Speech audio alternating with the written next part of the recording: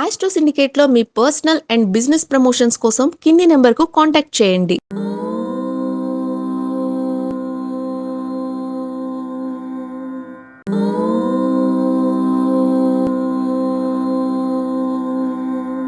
గురువుగారు, ఆరవ రోజు అమ్మవారిని ఏ రూపంలో పూజించాలంటారు? అలాగే ఎలాంటి నైవేద్యాలు సమర్పించాలంటారు? గురువుగారు ముఖ్యంగా విద్యకి సంబంధించి ఏమైనా శ్లోకాలు చెప్తారా? తప్పకుండా. ఓం జయదేవి జగన్మాత సర్వసిద్ధిప్రదాయిని వారాహీదేవి కళ్యాణి సర్వకార్య జయంకురు.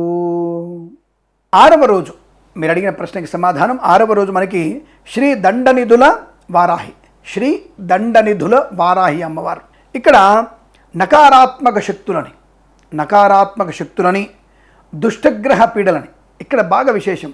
దిష్టి పట్టింది, నజర్ బాగా ఉంది, ఎంత వ్యాపారం జరుగుతున్నా డబ్బులు మిగలటం లేదు, వ్యాపారం ముందుకు సాగడం లేదు, నా భూ క్రయ విక్రయ వ్యాపారంలో నష్టం వస్తుంది అనుకున్న వారు ఈరోజు ఖచ్చితంగా మీరు ఈ వారాహి హోమం జరిపించండి.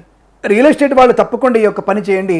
భూ సంబంధ క్రయ విక్రయాల్లో మీకు మంచి లాభం పొందుకుంటారు. ఇది నిజం, నేను చెప్పింది నిజం, ఇది పాటించండి. చాలా అద్భుతమైన యోగం ఉంటుంది.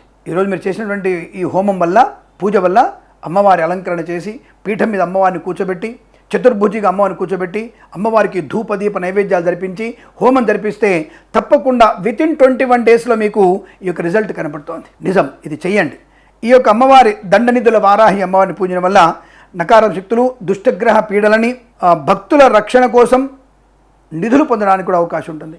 ఇక్కడ కొంతమంది చెప్పారు, నిజంగా చెప్పాలంటే ప్రభుత్వ అనుమతి ద్వారా నిధులు కనుక మనం బయట తీయాలంటే, గుప్త నిధులు బయట తీయాలంటే ఈరోజు అమ్మవారిని పూజించాలి.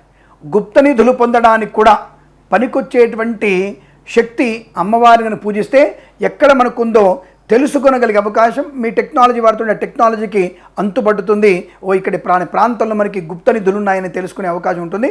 అలా అని చెప్పేసి ప్రభుత్వ వ్యతిరేకంగా మీరు గుప్త నిధులు తవ్వడానికి ఈ వారాహి హోమాలు చేయకండి, మళ్ళీ జైలు పాలవుతారు. జాగ్రత్తగా ఉండే ప్రయత్నం చేయండి. ప్రభుత్వ అనుమతితో ప్రభుత్వం కొరకు, దేశం యొక్క గౌరవం కొరకు, ఆర్థికాభివృద్ధి కొరకు ఈ గుప్త నిధులు తీయడం వల్ల కూడా మంచి ప్రయోజనం ఉంటుంది.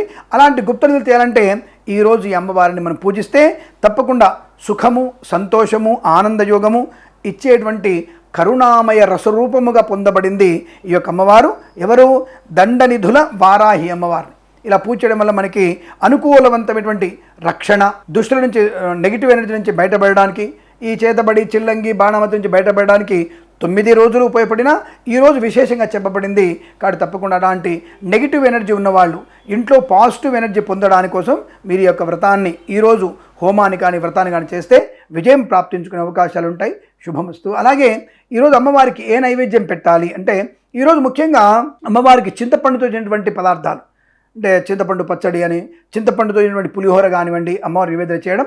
అలాగే ఈరోజు అమ్మవారికి అన్నము పెసరపప్పు నైవేద్యం కూడా పెట్టాలి. అన్నము పెసరపప్పు నైవేద్యం పెట్టి పెరుగుని ఒక ప్రత్యేకమైన పాత్రలో, వెండి పాత్రలో పెరుగు నుంచి ఆ పెరుగు కూడా అమ్మవారికి నైవేద్యం పెట్టే ప్రయత్నం చేస్తే అద్భుతమైనటువంటి అమ్మ అనుగ్రహాన్ని పొందుకొని సుఖము, సంతోషం పొందుకునే అవకాశాలు బలంగా ఉంటాయని చెప్పబడింది.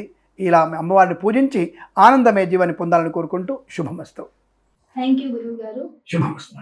గుప్త నవరాత్రులు, అదే వారాహి నవరాత్రుల గురించి ఎటువంటి సందేహాలున్నా కింద స్క్రోల్ అవుతున్న గురువు గారి నెంబర్ని వెంటనే సంప్రదించండి. అలాగే ఎవరైనా పూజలు చేయించుకోవాలన్నా సరే గురువు గారిని కాంటాక్ట్ అవ్వండి.